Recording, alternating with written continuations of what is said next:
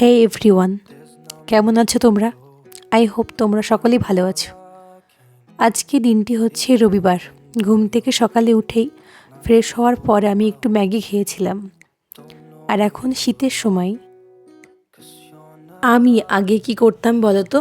আগে আমি এই হলুদ মাখলে আমার মুখে একদম সহ্য হতো না, কিন্তু এখন আমি দেখি আমার বেশ হলুদ মানে স্কিনে স্যুট করছে আর কি।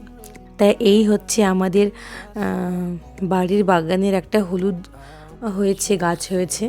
তো আমার ভাইজিকে বললাম যে ওই প্রতিদিন মানে ও কী করে শিল নোড়াতে বেটে বেটে দেয়। তো আমি বললাম যে আমাকে আজকে একটু দে। সে বললো হলুদ ফুরিয়ে গেছে। তো বললাম ঠিক আছে তাহলে। আমি আবার কী করলাম, বাগানে এসে নিজে নিজে খুঁড়ে খুঁড়ে একটা গাছ থেকে আমি ভাবতেই পারিনি এতগুলো হলুদ হবে। উপরে মাত্র একটা ওই যে একটা ঝোপ ছিল, এখান থেকে এতগুলো হলুদ পেলাম। আমার এত ভালো লাগলো যে কতগুলো হলুদ পেলাম, দেখে মনে হয়নি যে হলুদ আছে, কিন্তু কতগুলো হলুদ, এটা আমার অনেক দিন চলে যাবে। আর হলুদ যে কতটা উপকারী সেটা তো তোমরা প্রত্যেকেই জানো।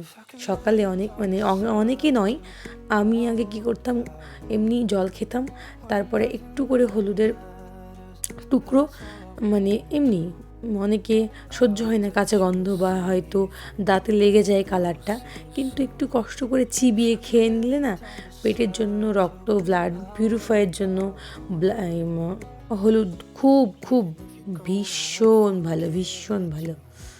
তারপর আবার কি, তারপরে এই যে গাছগুলোকে যেখান থেকে হলুদ তুললাম সেই মাটিকে যদি আমি আবার ফাঁকা করে রেখে দিই, সেটা তো ভালো জিনিস নয়।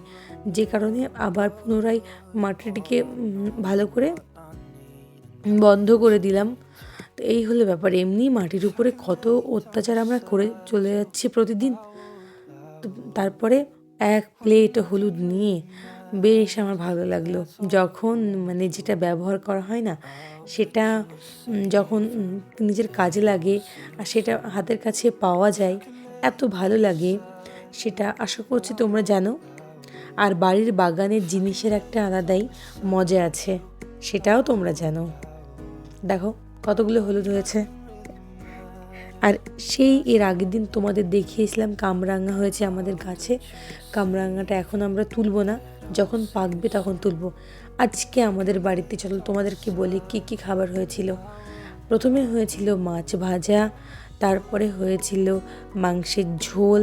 দেখছো কত সুন্দর একেবারে ফুটছে গরম গরম মাংসের ঝোল, মাছ ভাজা। আর অন্যদিকে ছিল লাল শাক ভাজা। তো আজকে দুপুরের খাবারটা তো বেশ সুন্দর সুন্দর ছিল।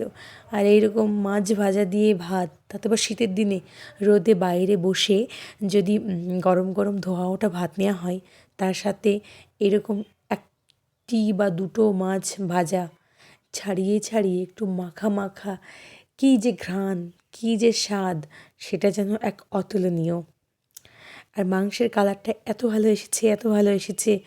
আজকে খাবারটা আমার ভীষণ ভীষণ ভালো ছিল। সবজি আমরা যতই খাই না কেন, মাছ মাংস না থাকলে না মনে হয় সব শেষ। এখন মাছ মাংসটা চাটনির মতো মনে হচ্ছে। আর আমার আবার পালং শাক আর এই মূলো দিয়ে একসঙ্গে মাখা মাখা একটা হালকা হালকা গা মাখা ঝোল থাকে না, সেটা খেতে ভীষণ ভালো লাগে। তো এটাও আমাদের হয় শীতকালে, মূলো আর এই শাক দিয়ে। দুপুরের দিকে মাকে বললাম একটু কফি দাও করে, মা দুধগুলো দুধ গরম করতে গেল আর কি। এখন দুধ ফ্রিজে রাখি আমরা, সব সময় তো আর বাইরে থাকলে নষ্ট হয়ে যাবে। আর এই যে মোদি কেয়ারের কফিটা এত ভালো, তোমরা কেউ যদি ট্রাই না করে থাকো প্লিজ করতে পারো, সত্যি ভালো।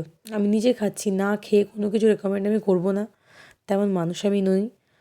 তো আমার ভীষণ ভালো লাগে দোকানের এমনি কফির থেকে না, এই কফিটা একটু হয়তো প্রাইসি মনে হয়। 75 গ্রামের দাম 310 টাকা এরকম। এখন প্যাকেটটা কাছে নেই, মনেও আসছে না, প্যাকেটটা ফেলে দিয়েছি। তো বেশ আমি, আমার মা, আমার দিদি তিনজন মিলে খেলাম গরম গরম কফি। আর মারা নিয়েছিল ব্রেড, আর আমি দুপুরে যেহেতু ভাত খাবো তাই আর ব্রেড নিয়ে নিই। গরম গরম কফি সাথে পরিবার পরিজন, আহা তারপরে কি, ওই হলুদকে শুধু করে মেখেছিল, মানে ওই নিম পাতা পাইনি, যে কারণে শুধুই মানে লাগিয়েছিলাম। অবশ্য ওর সঙ্গে একটু দুধ মিশিয়ে দিয়েছিলাম। দুধ মেশানোর পর কি, তারপরে খাওয়ার পরে আমার এই ছবিটা দেখতে এত ভালো লাগলো, জানি না, এটা নিয়ে আবার একটা কবিতাও লিখলাম এই ছবিটাকে কেন্দ্র করে। আমার ভীষণ ভালো লেগেছিল। তোমরা জানো যে আমার কবিতা লিখতে ভীষণ ভালো ভালো লাগে। আমি খুব ভালো ফিল করি নিজের ভাষাগুলোকে, নিজের ভাবনাগুলোকে যখন কলম দিয়ে রপ্ত করতে পারি, তখন মনে হয় যে না, কিছু করলাম, কিছু করলাম।